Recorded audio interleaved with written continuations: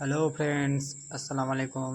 Facebook দেখে আমরা একটা সিস্টেমে তো উনুনে রান্না করার সময় পিছনে হাঁড়ি কালি না হয় তার জন্য হাঁড়িটার তলাতে ভালো করে তেল মাখিয়ে দিলাম। দিয়ে একটা বড় প্লাস্টিক নিয়ে নিলাম হাঁড়ির সাইজ হিসাবে, প্লাস্টিকটা লাগিয়ে দিলাম।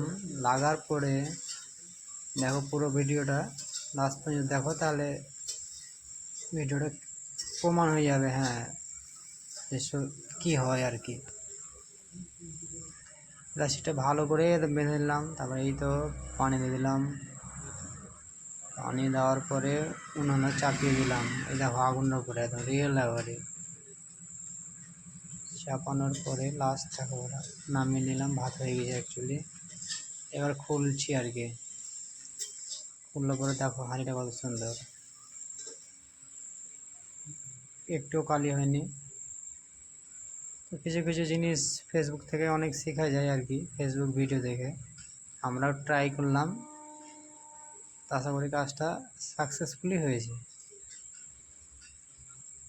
ভিডিওটা ভালো লাগলে একটু লাইক কমেন্ট শেয়ার করে দিও। টাটা।